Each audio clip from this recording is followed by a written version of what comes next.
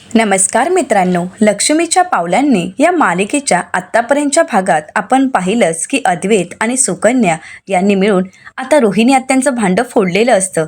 त्यांच्या कारस्थानांचा सगळा काही पाढा त्यांच्यासमोर वाचून दाखवलेला असतो आणि त्यानंतर त्यांना पोलिसांच्या ताब्यातही दिलेलं असतं. परंतु त्यानंतर पुढे काय, हा प्रश्न सर्वांच्याच मनात निर्माण झाला असेल आणि याची उत्सुकता तुम्हाला सगळ्यांनाच असेल. तर मित्रांनो, पुढे नक्की काय घडलं हे आपल्याला या भागातच पाहायला मिळणार आहे आणि म्हणूनच हा व्हिडिओ शेवटपर्यंत नक्की पहा. मित्रांनो, आतापर्यंत आपण पाहिलं होतं की रोहिणी आत्यांनी संपूर्ण चांदेकर कुटुंबाला उद्ध्वस्त करण्यासाठी खूप प्रयत्न केलेले असतात. आत्तापर्यंत त्यांनी कलाला तर त्रास दिलेलाच असतो. या सगळ्यामध्ये कलाला तिचा जीवही गमवावा लागलेला असतो. चांदेकर कुटुंबाला वाचवत असताना कलाने स्वतःच्या प्राणाची आहुती दिलेली असते. तर त्यानंतर आता रोहिणी आत्या आपल्या वडिलांनाही मारण्याचं षडयंत्र रचतात. परंतु आता शेवटी सुकन्या म्हणजेच कला हिने आता तेही हाणून पाडलेलं असतं आणि हळूहळू सर्व सत्यांचा उलगडा होऊ लागलेला असतो. आत्तापर्यंत अद्वैतने कलाविषयी सत्य शोधण्याचा प्रयत्न केलेला असतो. नक्की कलाला कोणी मारलं आहे, कलाचा मोबाईल कुठे आहे, या सगळ्याचा शोध घेण्याचा प्रयत्न केला. परंतु शेवटी सुकन्याच्या येण्याने अद्वैतच्या सगळ्याच कोड्यांची उत्तरं अद्वैतला मिळालेली असतात.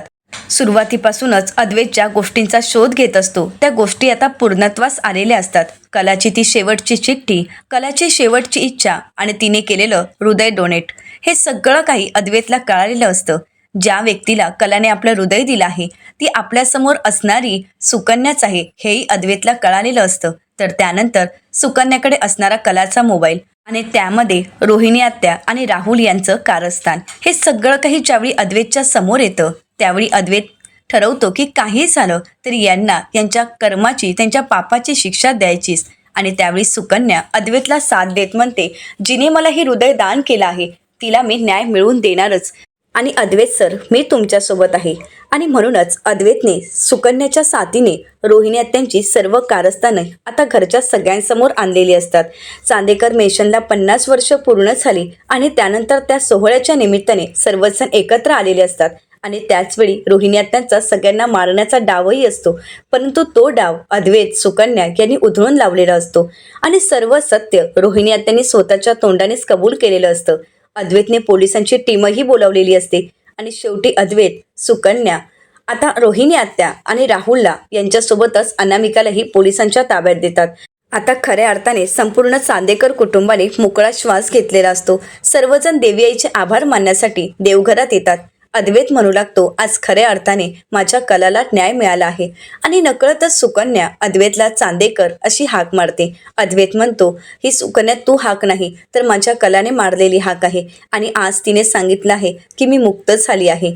त्यावेळी अद्वैतने मोकळा श्वास घेतलेला असतो. कलाला न्याय मिळवून देण्यामध्ये अद्वैत यशस्वी ठरलेला असतो. परंतु त्यानंतर आबा विचार करत असतात. अद्वैत विचारतो, काय झालं आबा, आता सगळं काही तर नीट चालू झालंय आणि तरीसुद्धा तुम्ही कसला विचार करताय. आबा म्हणतात, अद्वैत, मी विचार करतोय की आतापर्यंत या चांदेकर कुटुंबाला शाप होता की कोणाचेही संसार सुखाने होणार नाहीत. तर अद्वैत म्हणतो, पण आता तसं काहीच घडणार नाही आबा, कारण आपल्या कलाने जाता जाता या सगळ्यातून आपल्याला मुक्तता मिळवून दिली आहे. तिने देवी आईच्या मंदिरात गुरुजींनी सांगितल्याप्रमाणे कुंकुमार्चन केलं आणि त्यानंतर या सगळ्यातून आपल्या घराची सुटका झाली आहे. आबा म्हणतात, कलाचा त्याग खूप महान आहे, परंतु संसार टिकायला, संसार जोडायला तरी हवेतच ना. तर अद्वैत म्हणतो, म्हणजे काय म्हणायचंय आबा तुम्हाला नक्की. तर आबा म्हणतात, कलाच्या जाण्यानंतर तू पूर्णपणे कोलमडून गेला होतास. तर दुसरीकडे अनामिकाची कारस्थानं, ज्या कारस्थानांमुळे सोहमचं आयुष्य उद्ध्वस्त झालं, आज जरी आपण तिला शिक्षा दिली तरी खऱ्या अर्थाने शिक्षा तर सोहमला मिळत आहे. त्याने सुद्धा सुखी संसाराची स्वप्न पाहिलीच असतील ना रे अद्वैत. तर अद्वैत म्हणतो, हो आबा. तर आबा म्हणतात, मग ती स्वप्न आपल्याला पूर्ण करायची आहेत. तुला आठवतंय ना, सोहमने काजलचा हात हातात घेतला आणि त्यावेळी त्याने अनामिकाला सांगितलं की आमचं प्रेम जिंकलं आहे. परंतु अद्वैत, त्यांचं प्रेम त्याच वेळी जिंकेल, त्या दोघांना आपण सर्वजण एकत्र आणू. तर अद्वैत म्हणतो, आबा तुम्ही अगदी योग्य बोलत आहात. आता आपल्याला सोहम आणि काजलचं लग्न करत त्या दोघांनाही एकत्र आणावंच लागेल. कारण तसंही कलानेही यासाठी खूप धडपड केली होती. कला त्यावेळी म्हणत होती की हे सगळं काही चुकतंय, सोहम असं कसा वागू शकतो. तिला वाटत होतं की या सगळ्यामध्ये अनामिकाचा दोष असेल, परंतु त्यावेळी तिच्या हाती कुठलाच पुरावा नव्हता आणि मीही तिच्यावर विश्वास ठेवला नाही. या सगळ्यामध्ये मी सोहमवरच आरोप केलेत, परंतु खरा गुन्हेगार तर आपल्या घरातच होता आणि ती अनामिका होती. आज तिला तर शिक्षा मिळालीच आहे, परंतु आता सोहमचं आयुष्य आपल्याला मार्गी लावावंच लागेल. आणि म्हणूनच आता आबा संगीताताई आणि दिनकररावांना घरी बोलावून घेतात.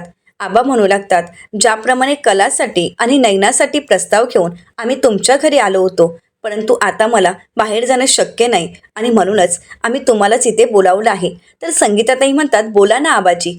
तर आबा म्हणू लागतात, आम्ही तुमच्या तिसऱ्या मुलीसाठी म्हणजे काजलसाठी स्थळ घेऊन तुमच्यासमोर आलो आहोत. आमच्या सोहमसाठी आम्ही तुमच्या काजलचा हात मागत आहोत.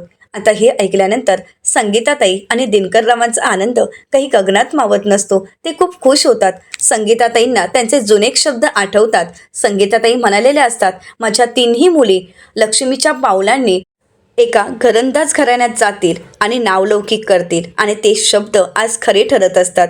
देवीआईच्या कृपेने कला पाठोपाठ नयना ही चांदेकरांची सून झालेली असते आणि आता काजलही. आता काजलला आबा विचारतात, तुला हे लग्न मान्य आहे ना? तर काजल म्हणते हो. सोहमलाही खूप आनंद होत असतो. तर आबा म्हणतात, मग आता तुमच्या लग्नाची तयारी सुरू. सोहम म्हणतो, परंतु आजोबा मला काहीतरी बोलायचं आहे. तर आबा म्हणतात, बोल ना, काय झालंय सोहम? सोहम म्हणतो, तुम्ही माझ्या लग्नाचा, माझ्या सुखाचा विचार केलात, परंतु अद्वैतदादाचं काय? आत्तापर्यंत त्याने या घरासाठी खूप काही केलं आहे. अद्वैतदादाने या घरासाठी जीवाचं रान केलं आहे, परंतु आज त्याच्यासोबत असणारी कलावहिनी मात्र या जगात नाही आहे. परंतु कलावहिनी नसली म्हणून काय झालं? ती हृदयाने तर त्याच्यासोबतच आहे ना? तर अद्वैत म्हणतो, सोहम तुला नक्की काय म्हणायचं आहे? तर सोहम म्हणतो, आजोबा तुम्हालाही वाटतंय ना की आता अद्वैतदादाने सुद्धा त्याच्या नवीन आयुष्याची सुरुवात करावी? तर आबा म्हणू लागतात की हो, मलाही तेच वाटतंय की अद्वैतने त्याच्या नवीन आयुष्याची सुरुवात करावी. तर अद्वैत म्हणतो, नाही आबा, माझ्या आयुष्यात कला व्यतिरिक्त कोणीही असू शकत नाही. आबा म्हणतात, अरे पण कला व्यतिरिक्त दुसरी व्यक्ती तुझ्या आयुष्यात आम्ही आणणारच नाही आहोत. दुसरी कला तुझ्या आयुष्यात आणणार जी हृदयाने तुझ्यासोबत असणार आहे. कला हृदयाने तुझ्यासोबत असावी आणि म्हणूनच मला असं वाटते की तू सुकन्याशी लग्न करावंस. तर आबांचा हा प्रस्ताव ऐकल्यानंतर अद्वैत सुकन्याकडे पाहू लागतो. आता अद्वैतला गुरुजींचे शब्द आठवतात. गुरुजी अद्वैतला म्हणालेले असतात की माणूस जरी शरीराने आपल्यासोबत नसला तरी हृदयाने आपल्यासोबत कायम असतो. आणि हे देवीआईच्या मंदिरातील शब्द अद्वैतला आठवताच अद्वैत म्हणू लागतो, पण हा कलावर अन्याय तर नसेल ना? आबा म्हणतात, अजिबातच नाही. कलावर अन्याय असता तर ती तुझ्यासोबत आता इथे असलीच नसती. आता जे काही घडलं आहे, जे काही रोहिणी आणि राहुलला त्यांच्या पापाची शिक्षा मिळाली आहे, ती सुकन्याने म्हणजे कलानेच मिळवून दिली आहे. कला तुझ्यासोबतच आहे आणि तिला जर तुला स्वतःसोबत सांभाळून ठेवायचं असेल, तिचं हृदय तुला जपायचं असेल, तर तुला सुकन्याशी लग्न करावंच लागेल अद्वैत, आणि तेही अगदी मनापासून. अद्वैत म्हणतो, मला विचार करायला वेळ द्याल का? तर आबा म्हणतात, तुला हवा तेवढा वेळ घे. सुकन्या म्हणते, अद्वैत सर, काहीच हरकत नाही, तुम्हाला हवा तेवढा वेळ घ्या. कारण मी तुमच्याशी लग्न करण्यासाठी या घरात आलीच नव्हती. मी फक्त आजोबांसाठी आले होते.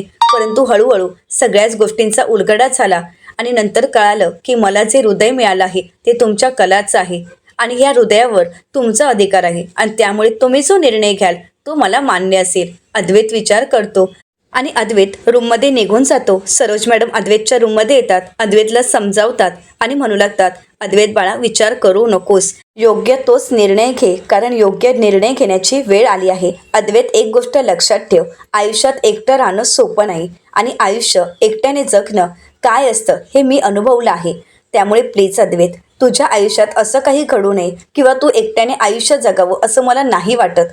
आणि म्हणूनच मलाही वाटतं की तू सुकन्याशी लग्न करावं, कारण आपल्यासोबत आयुष्यभर साथ देणारी सखी आपल्यासोबत असावी असं प्रत्येकाला वाटत असतं. तुझंही ते स्वप्न होतं आणि म्हणूनच कला आणि तू पुन्हा एकदा लग्नबंधनात अडकणार होता, परंतु ते स्वप्न अपूर्णच राहिलं. पण आज सुकन्याच्या रूपाने पुन्हा एकदा कला या घरात आली आहे आणि या घरची ती लक्ष्मी आहे आणि त्या लक्ष्मीला या घरात कायमस्वरूपी ठेवण्यासाठी तिला तुझ्यासोबत ठेवावं लागेल. तुला तिच्याशी लग्न करावं लागेल अद्वैत. कलाने या घरासाठी खूप काही धडपड केली आहे. या घरात सर्वांना आनंद मिळावा, सुख मिळावं यासाठी नेहमीच तिने स्वतःचा त्याग केला आणि आज ते आपण पाहतोय. आज आपल्यात कला नाही, ते फक्त आपल्यासाठी तिने केलेला त्याग. आणि म्हणूनच अद्वैत, तिने केलेला हा त्याग वाया जाऊ देऊ नकोस. आता तू सुकन्यासोबत लग्न कर आणि कलाला खऱ्या अर्थाने न्याय मिळवून दे. तर अद्वैत म्हणतो, परंतु आई, आत्या आणि राहुलचं काय? त्यांना तर शिक्षा व्हायलाच हवी ना. जोपर्यंत त्यांना शिक्षा होत नाही तोपर्यंत मी आयुष्याचा कुठलाच निर्णय नाही घेऊ शकत. तर आता सरोज मॅडम म्हणतात, हो अद्वैत, आजच आपल्याला कोर्टाकडून नोटीस आली आहे आणि आपल्याला उद्याचीच तारीख मिळाली आहे. अद्वैत म्हणतो, आता तर मी त्यांना सोडणार नाही. मी असे सर्व पुरावे आता कोर्टात सादर करेन की त्यांना फाशी झालीच पाहिजे. तर दुसऱ्या दिवशी सकाळी सर्वच चांदेकर कुटुंब आता कोर्टात निघालेले असतात. आता ज्यावेळी कोर्टात येतात, कोर्टाच्या कामकाजाला सुरुवात होते. आता अद्वैतचे वकील कोर्टासमोर असे काही सर्व पुरावे सादर करतात ज्यामध्ये रोहिणी आत्यांनी कशा प्रकारे कलाचा खून केलेला असतो ते सीसीटीव्ही फुटेज. एवढंच काय, तर घरातील सर्वांना मारण्यासाठी त्यांनी आखलेला डाव. आता या सगळ्यामध्ये राहुलही सामील असतो आणि म्हणूनच सर्व चित्र जजसाहेबांसमोर उघड होतं. तर आता ह्या सगळ्यांचा विचार करता, सर्व साक्षी पुरावे पाहता जजसाहेब निर्णय देत म्हणतात की रोहिणी फडतरे आणि राहुल फडतरे यांनी कला चांदेकर यांचा खून तर केलाच आहे, परंतु संपूर्ण चांदेकर कुटुंबाला प्रॉपर्टीच्या हव्यासापोटी संपवण्याचा प्रयत्नही केला आहे. आणि म्हणूनच रोहिणी फडतरे आणि राहुल फडतरे या दोघांनाही जन्मठेप होत आहे. दोघांनाही फाशीची शिक्षा होत आहे. तसंच अनामिका हिने या दोघांनाही मदत केली आणि म्हणूनच सोहम चांदेकर यांना या नात्यातून मुक्त करत आता अनामिका यांना 10 वर्षाची तुरुंगवासाची शिक्षा आम्ही देत आहोत असं म्हणत आता जजसाहेबांनी त्यांचा निकाल जाहीर केलेला असतो. आता ज्यावेळी जजसाहेब निकाल जाहीर करतात त्यावेळी अनामिका माफी मागण्याचा प्रयत्न करत असते. ती माफीचा साक्षीदार होण्याचा प्रयत्न करत असते, परंतु जजसाहेब आता अनामिकाचं काही ऐकून न घेता तिला 10 वर्षाची शिक्षा देत सगळ्यात महत्त्वाची गोष्ट घडते ती म्हणजे तिला सोहमच्या आयुष्यातून दूर केलं जातं. आता खऱ्या अर्थाने संपूर्ण चांदेकर कुटुंबाचा विजय झालेला असतो. सुकन्या म्हणू लागते, आज सर तुम्ही जिंकला आहात. तर अद्वैत सुकन्याचा हात हातात घेतो आणि म्हणू लागतो, नाही सुकन्या, हा विजय माझ्या एकट्याचा नाहीये, तर तुझी मला साथ होती आणि कुटुंबाचा पाठिंबा होता, म्हणूनच हा विजय मी मिळवू शकलो आहे. खरं तर हा विजय, याचं श्रेय हे सगळं काही तुलाच जातं. आज खऱ्या अर्थाने तुझ्यामुळेच माझ्या कलाला न्याय मिळाला आहे. थँक्यू सुकन्या असं म्हणत अद्वैत सुकन्याचा हात हातात धरूनच असतो. तर त्याचवेळी आबा अद्वैतला म्हणतात, मग अद्वैत, हाच हात आता आयुष्यभरासाठी जपून ठेवण्यासाठी आणि आयुष्यभर धरण्यासाठी तू तयार आहेस ना? अद्वैत सुकन्याकडे पाहतो आणि म्हणतो, हो आबा. सुकन्याच्या रूपाने कला पुन्हा एकदा माझ्या आयुष्यात आली आहे आणि आता मी तिला कधीच माझ्यापासून दूर जाऊ देणार नाही. ही कला आयुष्यभर माझ्या सोबतच असेल. मी तिला आयुष्यभर साथ द्यायला आणि तिच्यासोबत लग्न करायला तयार आहे. आता हे ऐकल्यानंतर आबांचा आनंद काही गगनात मावत नसतो. आबा देवी आईचे आभार मानत म्हणतात, देवी आई, शेवटी तुझी लीला अघात आहे. आज तू दाखवून दिलेस की चांदेकरांच्या घरात तुझा वावर आहे आणि तू कायम त्यांच्या घरात आहेस आणि तू कायमच असशील. मला खात्री आहे की तुझा आशीर्वाद माझ्या या लेकरांवरही असेल. तर आबा म्हणतात, आता चला तर मग एक नाही तर चांदेकरांच्या घरात 2-2 लग्न पार पडणार आहेत. तर आता सरोज मॅडम संगीताताईंना म्हणतात, विहीनबाई, मग चला तर मग आता लग्नाच्या तयारीला लागा. आता दोन्ही घरांमध्ये लग्नाची धावपळ चालू असते आणि आता लग्नाचा दिवस उजाडलेला असतो. एकाच मांडवात सोहम आणि अद्वैतचं लग्न असतं. दोघेही खूप छान तयार झालेले असतात. तर इकडे सुकन्या आणि काजलही तयार होतात आणि त्यानंतर दोघांवरही अक्षता पडतात. सर्वजण अक्षतारूपी सर्व शुभाशीर्वाद देत दोघांचंही लग्न अगदी धूमधडाक्यात पार पडतं. आता लग्न झाल्यानंतर सुकन्या आणि काजल दोघेही आता चांदेकर कुटुंबात माप ओलांडत लक्ष्मीच्या पावलांनी प्रवेश करतात. तर इकडे नैना आपली बॅग भरून घराबाहेर निघत असते. तर सरोज मॅडम म्हणतात, थांब नैना, कुठे जातेस तू? तर नैना म्हणते, इथे राहून मी आता काय करणार आहे? ज्याच्याशी लग्न केलं होतं तो तर गद्दार निघाला, त्याने माझ्या आयुष्याची माती केली, परंतु आता इथे राहिले तर त्या आठवणी सतावत राहतील आणि तसंही या कुटुंबाशी आता माझा काहीच संबंध येत नाही, कारण ज्याच्याशी लग्न केलं होतं तो राहुल फडतरे आता जेलमध्ये आहे आणि त्याला फाशीची शिक्षा झाली आहे. त्याच्याबद्दल मला काहीच वाटत नाही आहे, परंतु आता मला सुद्धा माझ्या नवीन आयुष्याची सुरुवात करायलाच हवी ना. तर सरोज मॅडम म्हणतात, मग त्याच्यासाठी या घराबाहेर पडायची काय गरज आहे? तर आबा म्हणतात, नाही ना, तू कुठेही जाणार नाही आहेस. सरोज मॅडम म्हणतात, नाही ना, अद्वैत हा माझा एकच मुलगा, परंतु आता तू माझी मुलगी म्हणून या घरात राहणार आहेस. आबा म्हणतात की हो, माझी मुलगी, जिने मला धोका दिला आणि जिनेही घर लुबाडण्यासाठी माझा जीव घेण्याचाही प्रयत्न केला, परंतु तू तुझ्या बहिणीने या घरासाठी केलेला त्याग आणि म्हणूनच यानंतर तू या घरात कायम राहणार आहेस. तुला या घरातून कोणीही काढू शकत नाही. ज्याप्रमाणे अद्वैत, सोहम यांचा या घरावर अधिकार आहे, त्याचप्रमाणे तुझाही तितकाच अधिकार राहील.